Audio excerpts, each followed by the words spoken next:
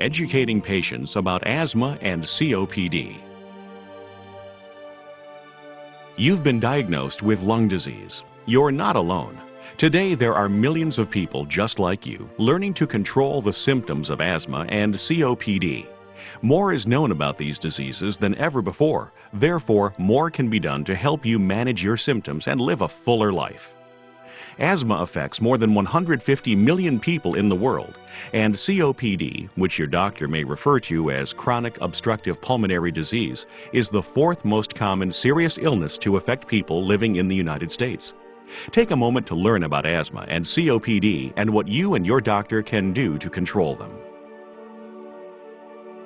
Great strides have been made in understanding asthma.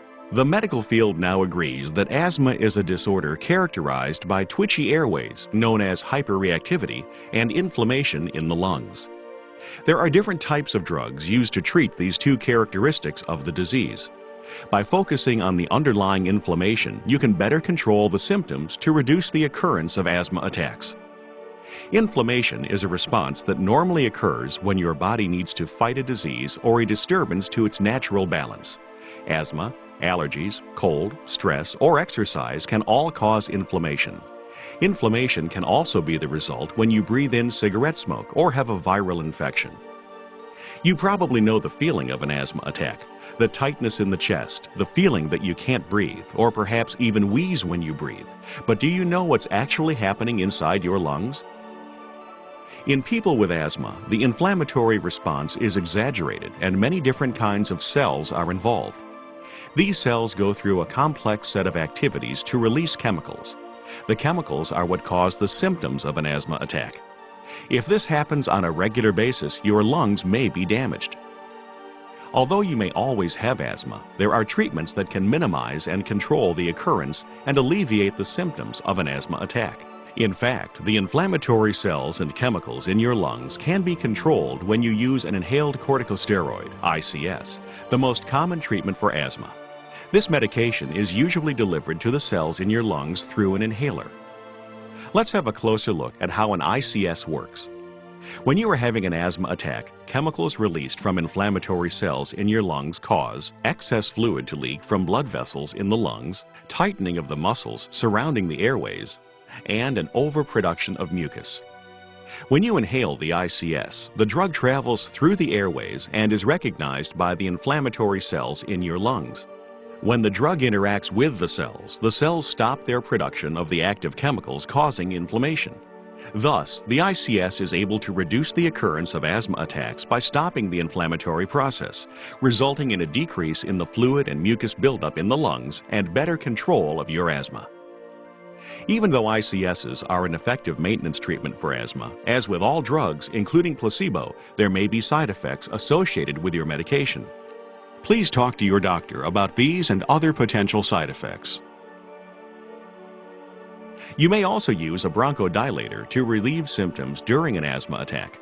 These drugs are known as rescue drugs as they begin to work immediately. Bronchodilators work by relaxing the muscles around the airways, resulting in an increase in airflow. Beta agonists and anticholinergics are two commonly used bronchodilators. Usually, the medicine is delivered into the lungs through an inhaler, but can also be prescribed as pills or liquid or given as an injection. There are side effects associated with bronchodilators. Please talk to your doctor about these and other potential side effects. Another class of medication called leukotriene receptor antagonists, LTRAs, can also be prescribed. These drugs work against inflammation by only acting on a certain group of cells that contribute to congestion, mucus, and constriction of the airways. Some side effects are also associated with LTRAs. Please talk to your doctor about these and other potential side effects. Another respiratory disease resulting from an overactive inflammatory response is chronic obstructive pulmonary disease, COPD. COPD is a broad term used to describe a certain kind of blockage of air in the lungs. COPD is often progressive, meaning it can get worse over time. An individual with COPD experiences shortness of breath, a chronic cough, and limited pulmonary function, making daily activities such as walking or doing household chores difficult. COPD may mean you have chronic bronchitis or emphysema. Chronic bronchitis is a long-lasting series of infections caused by bacteria in your airways. The mucus created over time due to infection can make it hard to breathe as well as damage your lungs. Emphysema is lung damage caused by weakening or breaking of air sacs in the lung. As with asthma, inflammation is a key component of COPD. Let's take a closer look at COPD. Long-term exposure to an irritant such as cigarette smoke may activate inflammatory cells, some of which are not involved in asthma. These cells cause other cells to release chemicals that create mucus and break down lung tissue. Over time, COPD may damage the alveoli, cause the lung tissue to collapse, increase mucus buildup, and create scar tissue. These factors can obstruct air movement and actually change the shape of the lung. Today, medications used to relieve the symptoms of COPD include inhaled bronchodilators that may partially open the narrow airways in your lungs to relieve the tightness and help prevent spasms. These drugs do not address the long-term decline in lung function, but may provide temporary relief. As with asthma, several different bronchodilators can be used. Using any kind of bronchodilator can cause side effects. Please talk to your doctor about these and other potential side effects. Oxygen, to ease the sensation of not getting enough air in your lungs and improve the strain that the blocked airways put on your heart. Antibiotics, to treat an infection and avoid further lung damage. Expectorants, to loosen mucus. Diuretics, to control fluid retention, which can lead to heart problems. Each of these medications has side effects that you will want to discuss with your doctor.